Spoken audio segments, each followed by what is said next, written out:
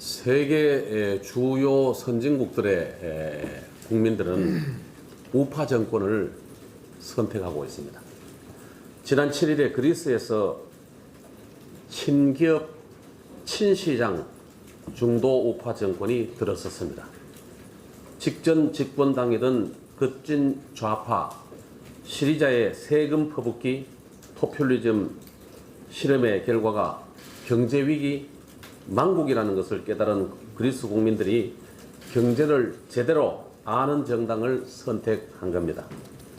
그리스뿐만 아니고 세계를 이끌어가는 G7 포함해서 14개 선진국 대부분이 우파 성향의 정권이 집권 중이거나 전국 단위 선거를 앞두고 보수 우파 정당이 더 많은 국민의 지지를 받고 있는 것으로 확인되고 있습니다. 대한민국은 아닙니다. 우선 G7부터 보겠습니다. 이틀 전 영국에서는 집권 보수당 새 당 대표로 보리스 존슨 전 외무장관이 선출되었고, 신임 총리로 취임한 존슨 장관의 공약은 법인세 감세, 소득세 최고 세율 과표 구간 완화였습니다.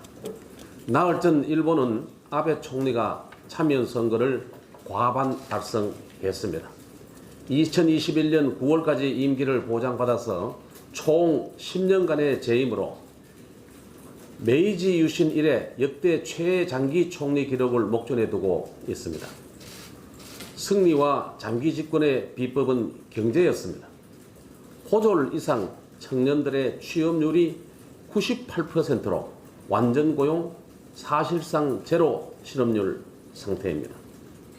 우리 대통령과 취임 시점이 같은 프랑스의 마크롱 대통령은 취임 당시 33.3%이던 법인세 세율을 25%로 낮추고 6조 5천억 규모의 소득세 감세를 추진했습니다. 오랫동안 기업의 발목을 잡아왔던 근로시간을 늘리는 방향으로 개선했고 공무원 수를 17만 명 줄였습니다. 지금 프랑스는 10년 전 글로벌 경제 위기 이후 가장 낮은 실업률을 기록하면서 일하는 프랑스로 바뀌고 있습니다.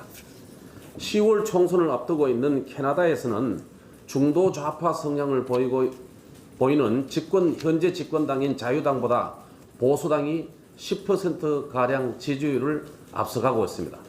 물론 차기 총리 선호도에서도 보수당 대표가 지금의 트리도 총리보다 높은 지지를 받고 있습니다. 독일은 메르켈 총리가 이끄는 우파연합이 2005년부터 14년째 집권하면서 유럽의 맹주 자리를 이어가고 있습니다. 지금은 참으로 믿기 어려울 겁니다.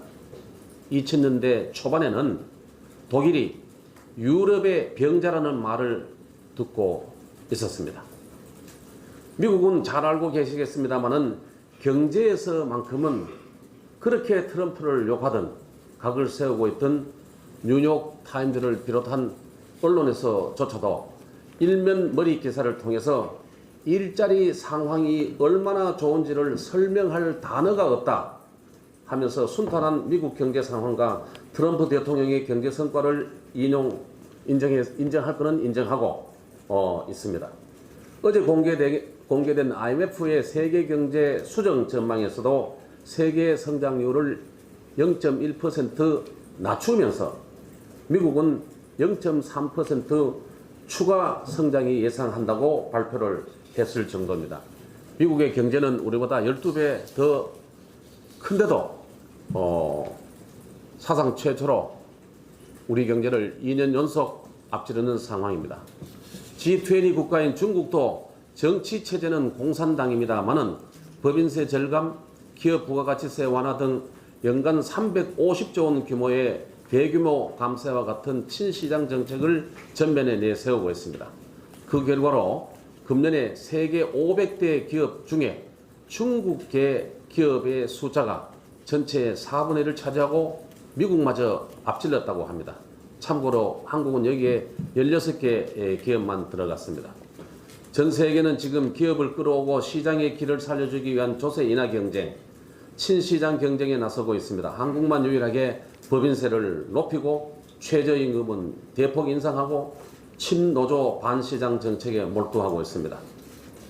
1등 정신으로 글로벌 시장을 장악하던 삼성은 지금 대외적인 일본 수출 규제, 대내적으로는 주 52시간 근로시간 규제의 직격탄을 맞고 적폐 기업으로 지켜서 2년 내내 검찰의 수사와 압수수색에 시달리면서 경쟁력을 서서히 잃어가고 있습니다.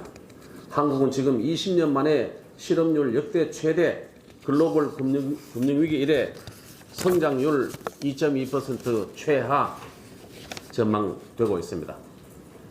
세계 성장률이 떨어지는 상황에 각국은 만전을 기하면서 오로지 빚을 줄여가고 있습니다만은 우리만은 오로지 빚을 내서라도 세금 퍼붓기에 몰두하고 있습니다. G7 국가 이들 나라가 어떻게 고용률을 높이고 실업률을 줄이는지 야당과 언론의 지적을 경청해 주시기 바랍니다. 청와대 문재인 대통령께서 지난주 청와대 회동에서 제1야당 대표가 왜 조건 없는 회담을 제안하면서까지 국가 펀더멘탈 강화를 발표문에 넣기 위해 노력했는지 경청하고 검토하고 다시 한번 생각해 주시기 바랍니다.